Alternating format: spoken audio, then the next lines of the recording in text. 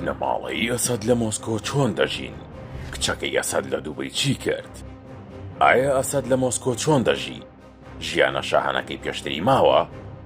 سەرۆک کۆماری هەڵاتی سووریا ئێستا ژیانی خۆی و خێزانەکەی چۆنە؟ بۆ کچەکەی و برازەکەی سەردانی دووبەییان کرد. بلشنا هاي بيجو لازم هاي مش هو بس بالأفلام. پێشتر ئاوا دەژیا، ئێستاش بەشار ئەسەد دوای لەسەر کارلابردنی لە سووریا بەرەو مۆسکۆ هەڵاتن.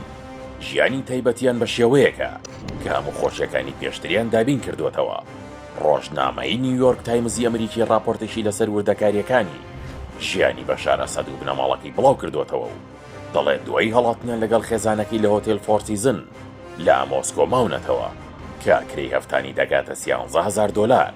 هێزە ئەمنیەکانی ڕووسیاش چاودێریان کردوون و تا ئێستاش ئاساییشیان بۆ دابین دەکەن.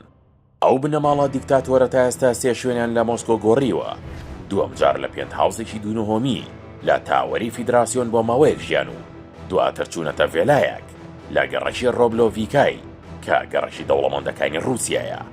لە ڕۆژانی ڕابردووە سەد لە ڕێستۆرانتی 60 بینراوە کە نوخبەی سیاسی ڕووسیا سەردانی دەکەن. کۆچبەرێکی سووری کە ئەسەدی لە چێشخانەکە دابینیوە سەری سۆرماوە بەو شێوەیە خۆش دەژی. دوای هەڵاتنیان لە وڵاتەکەی خۆیان هێزە ئەمنیەکانی ڕووسیا ڕێنمایی ئەو بنەماڵەیان کردووە کە هیچ لێدوانێک نەدەن. پۆستەکانیان لە سۆشیال میدیا بە کۆنتڕۆلی ئەوەندا بڵاو بکرێتەوە. زین کچی بەشار ئەسەد و شان کچی ماهر ئەسەد بۆ ئاهەنگی لەدایکبوونیان ڕویان کردە دووبەی و لە چێشخانە گرانبەهاکان و یەختە تایبەتەکاندا ئاهەنگیان ساز کردووە. ئەوەش گەلەوەی منداڵەکانیان لە زانکۆکانی ڕووسیا و بەریتانیا دەخوێن و پاسەوانی تایبەتیشان هەیە. لە ماوەی ڕابردووش دەنگی ژەهراوی بوونی ئەسەد بڵاو کرایەوە، بەڵام ڕۆژنامە ئەمریکیەکە دەڵێت ڕاست نەبووە.